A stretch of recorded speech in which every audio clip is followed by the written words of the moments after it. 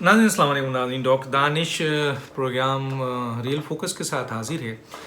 नाज़रीन आज़ाद कश्मीर के जो कानून साज असम्बली का इलेक्शन है उसके ऊपर बहुत घपले हो रहे हैं सर। वहाँ पर जो इत्तला है हमारी वो ये है कि बड़ी जोड़ तोड़ की जा रही है, वहाँ पैसों की इन्वॉल्वमेंट है, बिल्कुल उसी तरह 2018 की तरह हुकूमती एजेंसीज़ को इस्तेमाल किया जा रहा है, दबाव डाले जा रहे हैं वहाँ और वफादारियाँ बदली जा रही हैं जो बहुत ख़तरनाक है। थोड़ा सा इससे पहले कि आज़ाद कश्मीर के आज इलेक्शंस के ऊपर मैं थोड़ी सी आपको मालूमात दे दूं ताकि आपको क्लियर होना चाहिए। ये कानून साज असम्बली का जो इलेक्शन है ये 10वां पार्लिमानी इंतखाब है और इसमें जो जुलाई में होना है।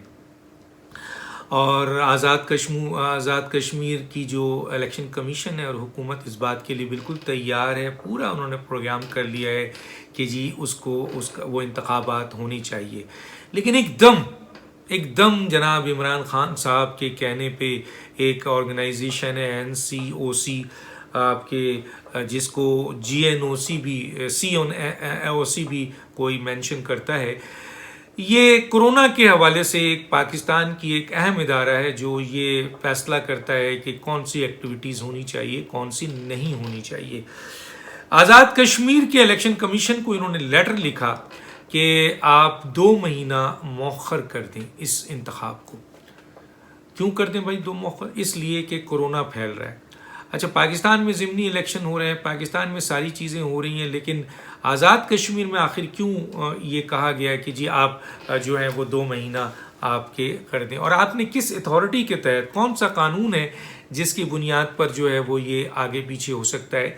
देखिए, सिर्फ और सिर्फ अगर कभी इलेक्शन पोस्टपोन हो सकता है तो वो हालत जंग में अगर है या एमरजेंसी आपके कोई नाफिज है मुल्क में, तो फिर कानून साज इदारा जो है वो 6 महीने के लिए एक्सटेंड कर सकता है। बाकी कोई कानून नहीं है।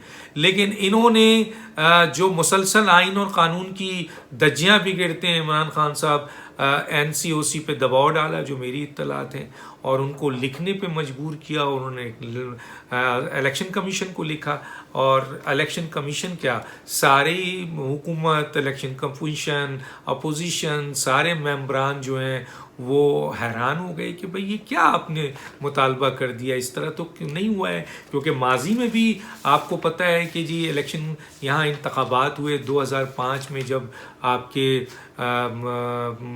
कोई 1 लाख ज़ख्मी है, 56,000 के करीब जो हैं वो लोग जो हैं वो आपके हलाक हुए थे जब वहाँ पे ज़लज़ला आया था, तब भी इंतखाब हुआ था।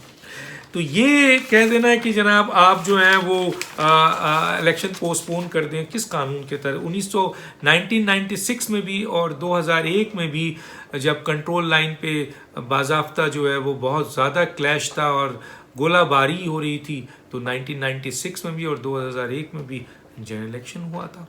और जैसे मैंने बताया कि 2005 में जो ज़लज़ला आया था, और वो ज़लज़ला क़यामत ख़ेज़ ज़लज़ला था जिसमें 1 लाख अफराद ज़ख्मी हुए थे, और दूसरा ये कि आपके 56,000 लोग जो रिकॉर्ड है वो आपके शहीद हो गए थे। इसके बावजूद वहाँ इलेक्शन हुआ। तो ये जो कोरोना, इसके लिए 2 महीना, और मैंने कानून साजी आपको बता दी। आखिर ये क्यों कर रहे हैं? इमरान खान साहब ऐसा क्यों चाहते हैं? PTI की हुकूमत ऐसा क्यों चाहती है? आपको इल्म होगा कि आज़ाद कश्मीर में 2018 में जब इलेक्शन हुआ था तो उस वक्त 29 हलकों में, 29 हलकों में PTI का एक उम्मीदवार भी कामयाब नहीं हुआ था। एक उम्मीदवार भी कामयाब नहीं हुआ था। तो PTI को अभी इलेक्शन में जाना है, फिर पाकिस्तान के इलेक्शन में जाना है। ज़िमनी इलेक्शन में बदतरीन शिकस्त हो रही है। एक सूबे में नहीं, जिस सूबे में ज़िमनी इलेक्शन होता है हुकूमत PTI की है, मरकज़ी हुकूमत PTI की है, प्रोविंशियल हुकूमत PTI की है, KPK में, पंजाब में, चलें सिंध को छोड़ दें, तीनों सूबों में आपको बदतरीन शिकस्त होती है। तो आपको पता है कि आज़ाद कश्मीर इलेक्शन में क्या होना है। اب کیا ہو رہا ہے؟ اب ہو یہ رہا ہے، کیونکہ سبھی لوگوں نے کہا، جتنی بھی اپوزیشنز ہیں وہ یہ کہہ رہی ہیں کہ کشمیریوں کے ووٹ کا سودا کیا جا رہا ہے اور وہاں پہ وزراء کو توڑا جا رہا ہے، ممبران کو توڑا جا رہا ہے، پی ایم ایل این کے ممبران کو توڑا گیا ہے، اور جو آزاد امیدوار تھے اور پی ایم ایل این میں آ گئے تھے، پیپلز پارٹی میں آ گئے تھے، مسلم کانفرنس میں آ گئے تھے، ان کے ممبران کو توڑ لیا گیا ہے۔ اور باضابطہ یہ شکایت آ رہی ہے کہ بہت ہیوی اماؤنٹ انویسٹ ہوا ہے، اور دو چار شخصیت آزاد کشمیر کی، دو تین پنجاب اور لاہور کے بڑے business man P T I کی حمایت میں لوگوں کو توڑ رہے ہیں،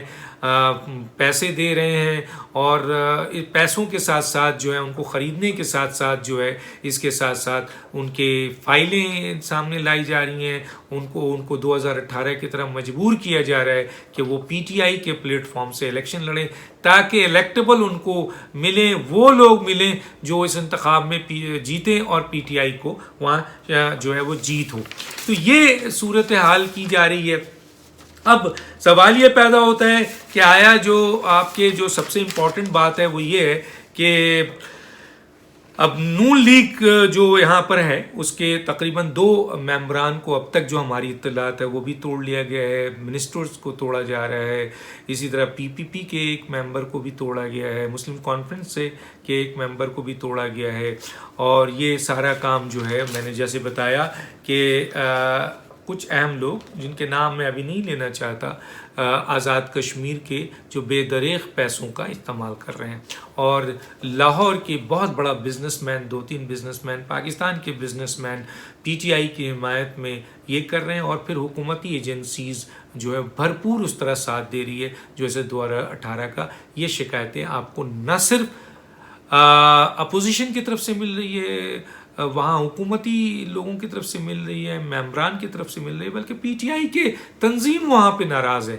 پی ٹی آئی کی تنظیم عمران خان سے ناراض ہے، اور انہوں نے پی ٹی آئی چھوڑنا شروع کر دیا ہے، جس پارٹی سے آئے تھے اس پارٹی میں جانا شروع کر دیا۔ یہ میں نہیں کہہ رہا، آپ معلومات کر لیجئے۔